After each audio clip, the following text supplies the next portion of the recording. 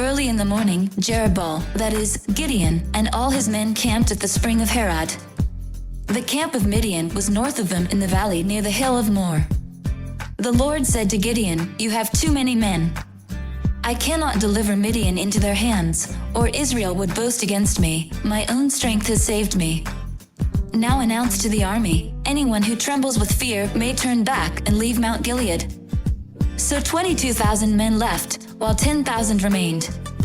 But the Lord said to Gideon, "There are still too many men. Take them down to the water, and I will thin them out for you there.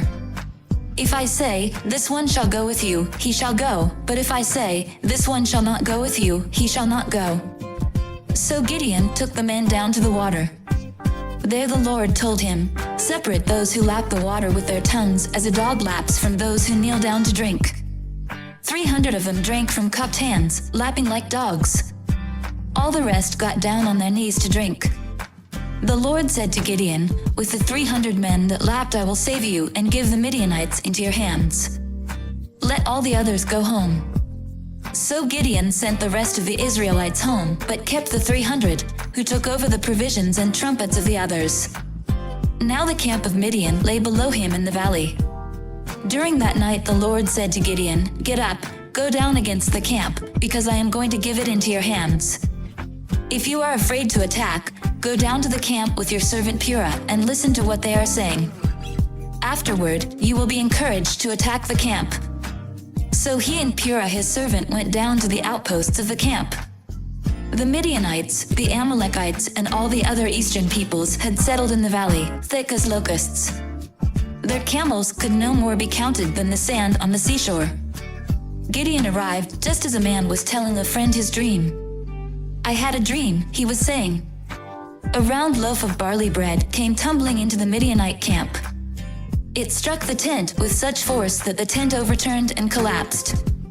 His friend responded, "This can be nothing other than the sword of Gideon son of Joash, the Israelite.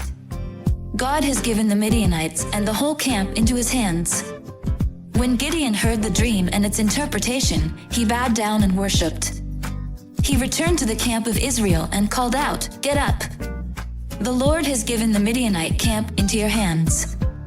Dividing the 300 men into 3 companies, he placed trumpets and empty jars in the hands of all of them, with torches inside. "Watch me," he told them. "Follow my lead. When I get to the edge of the camp, do exactly as I do. When I and all who are with me blow our trumpets, then from all around the camp blow yours and shout, for the Lord and for Gideon." Gideon and the 100 men with him reached the edge of the camp at the beginning of the middle watch, just after they had changed the guard. They blew their trumpets and broke the jars that were in their hands. The 3 companies blew the trumpets and smashed the jars. Grasping the torches in their left hands and holding in their right hands the trumpets they were to blow, they shouted, "A sword for the Lord and for Gideon." While each man held his position around the camp, all the Midianites ran, crying out as they fled. When the 300 trumpets sounded, the Lord caused the men throughout the camp to turn on each other with their swords. The army fled to Beth-shittah towards Zererah as far as the border of Abel-meholah near Tabbath. Israelites from Naphtali, Asher, and all Manasseh were called out, and they pursued the Midianites. Gideon sent messengers throughout the hill country of Ephraim, saying, "Come down against the Midianites and seize the waters of the Jordan ahead of them as far as Beth-barah." So all the men of Ephraim were called out, and they seized the waters of the Jordan as far as Beth-barah. They also captured 2 of the Midianite leaders, Oreb and Zeb. They killed Oreb at the rock of Oreb and Zeb at the winepress of Zeb. They pursued the Midianites and brought the heads of Oreb and Zeb to Gideon, who was by the Jordan. "Come follow me, and I'll send you out to fish for people."